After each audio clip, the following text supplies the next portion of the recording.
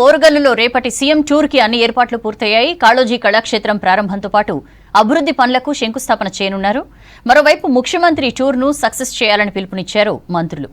Mamnoor airport వేగంగా పూర్తి చేస్తామన్నారు. ఇక బహిరంగ సభకు ముందే ఓరుగల్లుపై ప్రభుత్వం వరాల జల్లు కురిపించింది. అండర్ గ్రౌండ్ డ్రైనేజ్ ప్రాజెక్టుకు 4170 కోట్లు కేటాయిస్తూ జీవో ఇచ్చింది. రేపు వరంగల్లో పర్యటించనున్నారు ముఖ్యమంత్రి రేవంత్ రెడ్డి. కాళోజీ కళాక్షేత్రం ప్రారంభోత్సవం, పలు అభివృద్ధి పనులకు శంకుస్థాపనతో పాటు ఇందిరా మహిళా శక్తి విజయోత్సవ సభలో పాల్గొననున్నారు సీఎం. హైదరాబాద్ నుంచి మధ్యాహ్నం 2:30 గంటలకు ప్రత్యేక హెలికాప్టర్లో వరంగల్ వెళ్తారు సీఎం. 2:30 నుంచి 3:10 వరకు కాళోజీ కళాక్షేత్రం ప్రారంభోత్సవం, కాళోజీ ఆర్ట్ గ్యాలరీని సందర్శిస్తారు. అనంతరం ఆర్ట్స్ కాలేజ్ మైదానంలో ఇందిరా మహిళా శక్తి మేళాలోని స్టాల్స్ సందర్శించి ఆ తర్వాత ఇందిరా శక్తి విజయోత్సవ సభలో ప్రసంగిస్తారు ముఖ్యమంత్రి.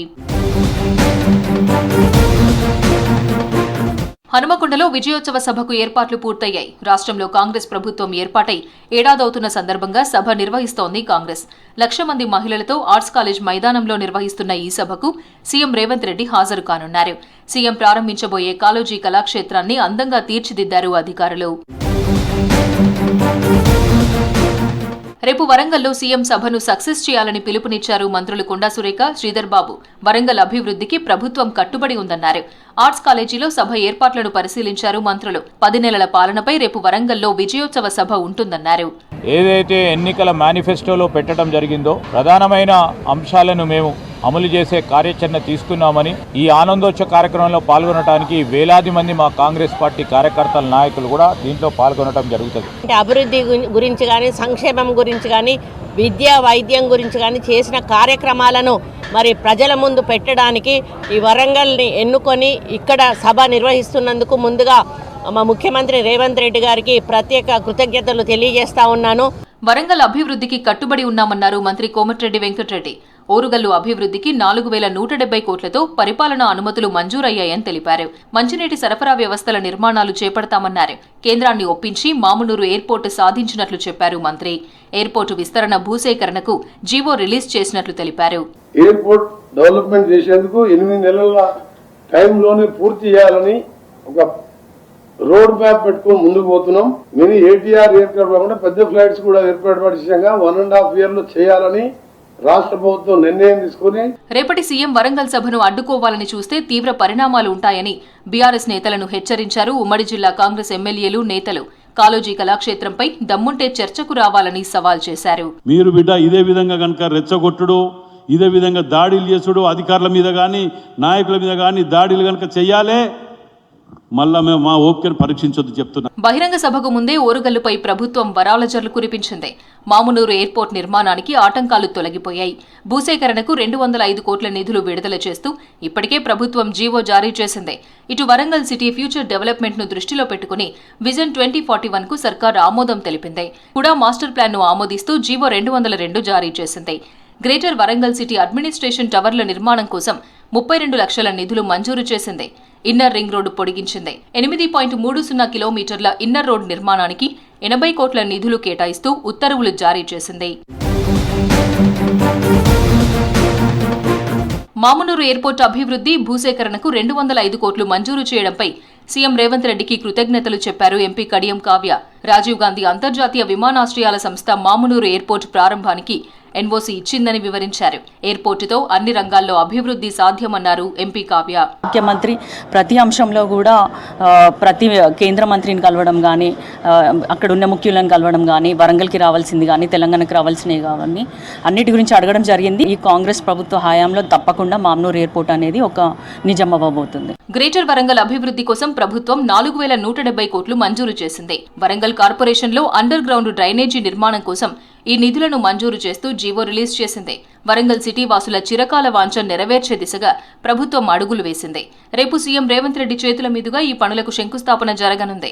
మాస్టర్ ప్లాన్ ద్వారా 3 దశల్లో ఈ పనులు జరుగుతాయి. అండర్ గ్రౌండ్ డ్రైనేజ్, భారీ వర్షాల్లో ముంపు సమస్యలు లేకుండా నీటిపారుదల, మంచినీటి సరఫరా వ్యవస్థలు, నీటి వనరుల పునరుజ్జీవం, జలాశయాల నిర్వహణ ప్రణాళిక, పవర్, ఇంటర్నెట్ లాంటి సేవల కోసం భూగర్భ నాలాల పనులు జరగనున్నాయి. నిధుల మంజూరుపై నగరవాసులు హర్షం వ్యక్తం చేశారు. కాంగ్రెస్ హామీలపై కేంద్రం కమిటీ వేస్తే అన్ని వివరాలు ఇస్తామన్నారు సీఎం రేవంత్ రెడ్డి. మహారాష్ట్రలో ఓటమి అర్థమై మోదీ విదేశాలకు పోయారని విమర్శించారు. ఏడాదిన్నరలోనే ఉప్పల్ మేడిపల్లి ఫ్లైఓవర్ పనులు పూర్తవుతాయన్నారు. సర్వేపై ప్రతిపక్షాల గోబెల్స్ ప్రచారాన్ని ప్రజలు నమ్మొద్దన్నారు. కాంగ్రెస్ ఇచ్చిన ప్రతి హామీని అమలు చేస్తామన్నారు మంత్రులు.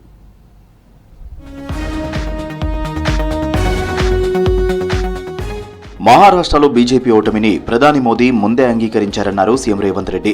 అందుకే అసెంబ్లీ ఎన్నికల ప్రచారం జరుగుతున్న సమయంలో మోదీ విదేశీ టూర్కు వెళ్లారన్నారు. మహాయుతి సర్కార్ ఓడిపోతుందనే క్యాంపెయిన్ను మోదీ మధ్యలోనే వదిలేశారన్నారు. బీజేపీ చేసిన పనులు చెప్పుకోకుండా రాజకీయ లబ్ధి కోసం విభజన రాజకీయ ప్రకటనలు ఇచ్చిందని మహారాష్ట్ర ప్రచారంలో అన్నారు సీఎం రేవంత్. आखिरी दिन से पहले ही मोदी जी इस देश छोड़कर विदेशी में दौरा करने के लिए गया हुआ है. इसका मतलब भारतीय जनता पार्टी नरेंद्र मोदी जी हार मान लिए. मैदान से भारतीय जनता पार्टी बात कर गई. ये 11 साल में क्या किया, गरीब लोगों के लिए केंद्र सरकार या राज्य सरकार क्या किए, उन लोगों के लिए क्या किया, बोलने के लिए कुछ है ही नहीं.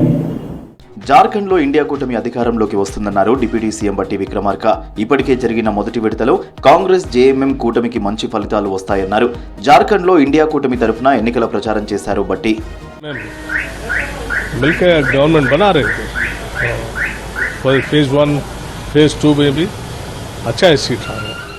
దేశంలో ప్రజాస్వామ్యాన్ని కాపాడాలంటే కాంగ్రెస్ కూటమిని గెలిపించాల్సిన అవసరం ఉందన్నారు మంత్రి పొన్నం ప్రభాకర్. మహారాష్ట్ర ఎన్నికల ప్రచారంలో భాగంగా బల్లార్షా, చంద్రాపూర్, రజురా నియోజకవర్గంలో పర్యటించారు పొన్నం, సీతక్క. బీజేపీ గెలిస్తే దేశంలో నిరుద్యోగం మరింతగా పెరిగిపోతుందన్నారు.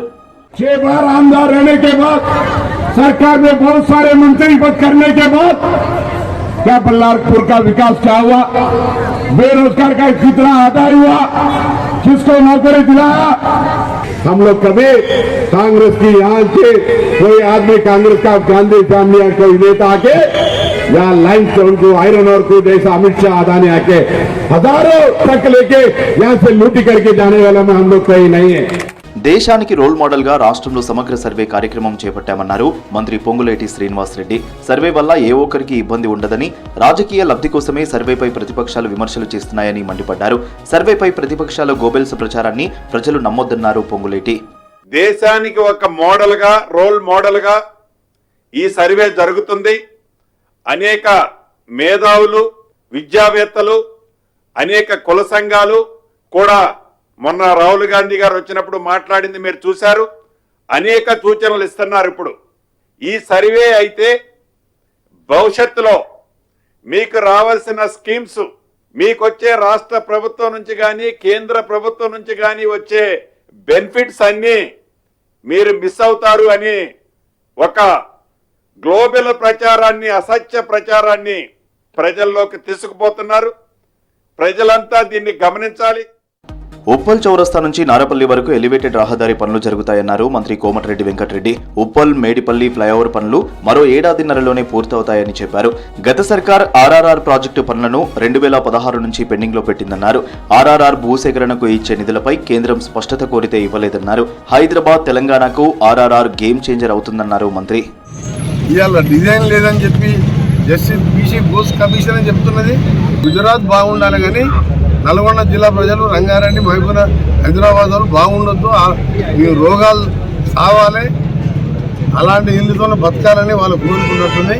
అందుకనే మేము దాన్ని ప్రపంచ బ్యాంక్ లోన్ తీసుకొచ్చాను, ఏం తీసుకొచ్చినా ఎట్టి పరిస్థితుల్లో మూసీని క్లియర్ చేస్తాం. ఇచ్చిన హామీలపై మాట తప్పేది లేదన్నారు మంత్రి దామోదర్ రాజనరసింహ. ఇచ్చిన మాట ప్రకారం రుణమాఫీ చేసి తీరుతామన్నారు. సంగారెడ్డి జిల్లాలో జరిగిన కాంగ్రెస్ ముఖ్య కార్యకర్తల సమావేశంలో మంత్రి పాల్గొన్నారు. ఏపీ అసెంబ్లీ సమావేశాలు కొనసాగుతున్నాయి. కీలకమైన 7 బిల్లులకు ఆమోదం తెలిపింది శాసనసభ. సోషల్ మీడియాలో మహిళలపై ట్రోలింగ్ చేస్తున్న ముఠాపై కూటమి నేతలు ఫైర్ అయ్యారు. పూర్తి స్థాయిలో విచారణ చేపట్టి కఠినంగా చర్యలు తీసుకుంటామన్నారు. మహిళలపై ట్రోల్స్ చేయాలంటే భయపడేలా శిక్షలు అమలు చేస్తామన్నారు కూటమి నేతలు.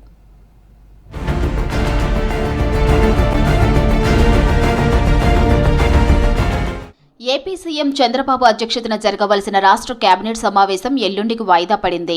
బాబు సోదరుడు రామ్మూర్తి మృతితో సీఎం నారావారిపల్లిలోనే ఉండిపోయారు. దీంతో కేబినెట్ సమావేశం నవంబర్ 20న వెలగపూడిలోని ఏపీ సెక్రటరియట్లో సాయంత్రం 4 గంటలకు జరగనున్నట్లు ప్రభుత్వ ప్రధాన కార్యదర్శి నీరబ్ కుమార్ ప్రసాద్ తెలిపారు. ఏపీ అసెంబ్లీ సమావేశాలు 6వ రోజు ముగిశాయి. ఇవాళ కీలకమైన 7 బిల్లులకు శాసనసభ ఆమోదం తెలిపింది. ఏపీ పంచాయతీరాజ్ సవరణ, మున్సిపల్ సవరణ, ఎన్టీఆర్ హెల్త్ వర్సిటీ సవరణ, ఆయుర్వేదిక్ హోమియోపతి మెడికల్ ప్రాక్టీషనర్స్ చట్ట సవరణ, మెడికల్ ప్రాక్టీషనర్స్ రిజిస్ట్రేషన్, ల్యాండ్ గ్రాంబింగ్ నిరోధక బిల్లులకు ఆమోదం తెలిపింది శాసనసభ. ఎంతమంది పిల్లలున్నా స్థానిక సంస్థల ఎన్నికల్లో పోటీ చేసేందుకు అవకాశం కల్పించేలా నిబంధనలు మారుస్తూ తీసుకువచ్చిన బిల్లును సభ ఆమోదించింది.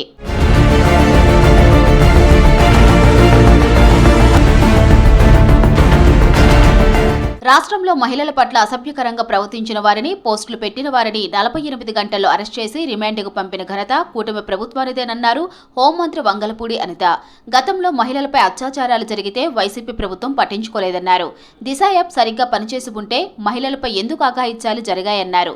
కూటమి ప్రభుత్వం అధికారంలోకి వచ్చాకే మహిళల సంరక్షణ కోసం సమీక్షలు చేస్తూ మహిళలకు పెద్దపీట వేస్తున్నామన్నారు అనిత.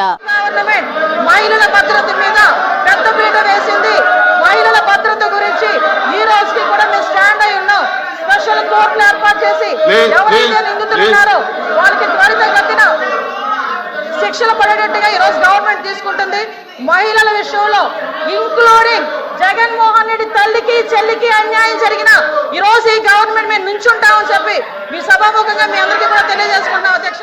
గత ప్రభుత్వ హయాంలో అసైన్డ్ భూముల విషయంలో జరిగిన తప్పులను సరిదిద్దుతూ త్వరలోనే ల్యాండ్ గ్రాంబింగ్ యాక్ట్ తీసుకొస్తామన్నారు మంత్రి అనగాని సత్యప్రసాద్. రిజిస్ట్రేషన్ అయిన 25 ఎకరాల అసైన్డ్ భూముల్లో ఇన్సైడర్ ట్రేడింగ్ జరిగినట్టు గుర్తించామన్నారు. గ్రామాల్లో అభ్యంతరాలపై చర్చించి భూములపై రీసర్వే చేయిస్తామన్నారు మంత్రి అనగాని. ఏపీలో టీటీడీ 54వ పాలక మండలి మొదటి సమావేశం జరిగింది. ఈ సమావేశంలో పలు కీలక నిర్ణయాలు తీసుకున్నట్టు తెలిపారు chairman BR Naidu. Srivani trust రద్దు చేసి వేరొక ట్రస్ట్లో విలీనం చేస్తామన్నారు. శ్రీనివాస సేతుకు గరుడ వారిదిగా పేరు మార్చినట్లు తెలిపారు. శారదా పీఠానికి ఇచ్చిన స్థలాన్ని రద్దు చేసి టీటీడీ స్వాధీనం చేసుకుంటుందన్నారు. తిరుమలలో రాజకీయ ప్రసంగాలను నిషేధించడంతో పాటు ప్రైవేట్ బ్యాంకుల్లో ఉన్న డిపాజిట్లను ప్రభుత్వ బ్యాంకుల్లో డిపాజిట్ చేసే విధంగా చర్యలు తీసుకుంటున్నట్లు తెలిపారు చైర్మన్ బీఆర్ నాయుడు.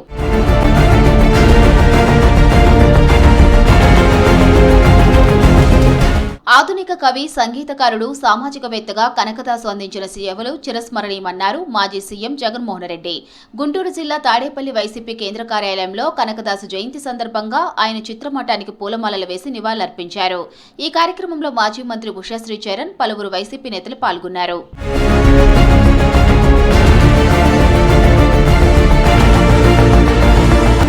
రాష్ట్రంలో మహిళలకు రక్షణ కల్పించడంలో గత వైసీపీ, ప్రస్తుత కూటమి ప్రభుత్వాలు విఫలమయ్యాయన్నారు PCC chief YS Sharmila Reddy.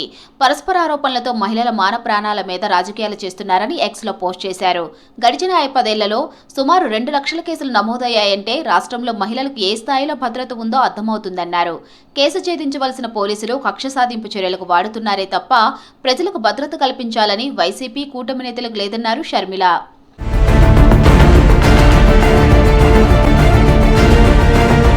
Maharashtra, జార్ఖండ్లో హోరాహోరీగా సాగిన అసెంబ్లీ ఎన్నికల ప్రచారం ఇవాళ్టితో ముగిసింది. ఇండియా, ఎన్డీఏ కూటమి పార్టీల నేతలు అన్ని నియోజకవర్గాల్లో క్యాంపెయిన్ చేశారు. ఓటర్లను ఆకట్టుకునేలా మేనిఫెస్టో ప్రకటించారు. నవంబర్ 20న 2 రాష్ట్రాల్లో పోలింగ్ జరగనుండగా 23న కౌంటింగ్ ఉంటుంది.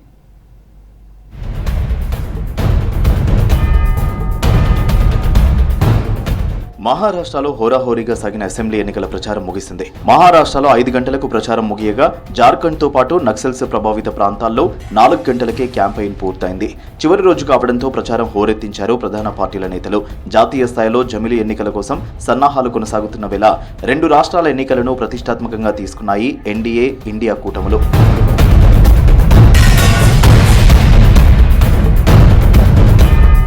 ఈ నెల 20న ఒకే విడతలో మహారాష్ట్రలో 288 అసెంబ్లీ స్థానాలకు, జార్ఖండ్లో 38 అసెంబ్లీ సీట్లకు సెకండ్ ఫేజ్ పోలింగ్ జరగనుంది. మహారాష్ట్రలో మొత్తం 288 స్థానాల్లో 25 ఎస్టీ, 29 ఎస్సీ నియోజకవర్గాలు ఉన్నాయి. మొత్తం 9,63 లక్షల మంది ఓటర్లు ఉన్నారు. వారిలో 4.97 కోట్ల మంది పురుషులు, 4.66 కోట్ల మంది మహిళలు ఉన్నారు. ఈసారి 1,85 లక్షల మంది యువ ఓటర్లు డిసైడింగ్ ఫ్యాక్టర్ గా నిలవబోతున్నారు. వారిలో 20.93 లక్షల మంది తొలిసారి ఓటు హక్కు వినియోగించుకోనున్నారు.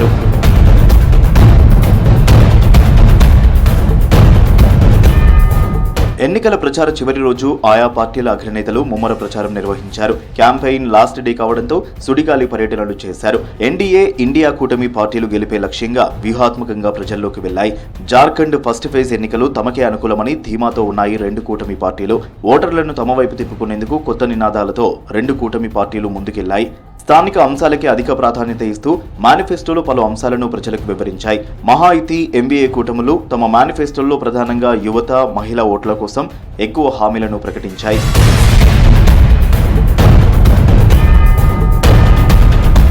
ఈసారి మహారాష్ట్రలో సామాజిక సమీకరణాలు గెలుపోవటంలను డిసైడ్ చేయబోతోంది. జార్ఖండ్లో ఎక్కువ శాతం ఇండియా కూటమికే ఛాన్స్ ఉన్నట్లు రాజకీయ వర్గాల్లో చర్చ నడుస్తోంది.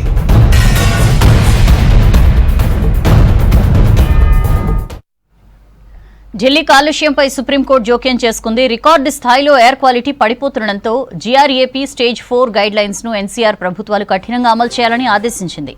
కాలుష్య తీవ్రత దృష్ట్యా ఎన్సీటీ ప్రభుత్వం మున్సిపల్ అధికారుల డ్యూటీ టైమింగ్స్ మార్చారు. ఢిల్లీ లెఫ్టినెంట్ గవర్నర్ అటు కేంద్రం పట్టించుకోవట్లేదని ఫైర్ అయ్యారు ఆప్ నేతలు.